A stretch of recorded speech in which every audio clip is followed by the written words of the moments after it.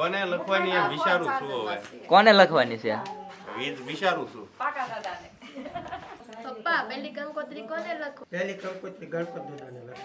તોરણ બંધાવો માર્ગ સજાવો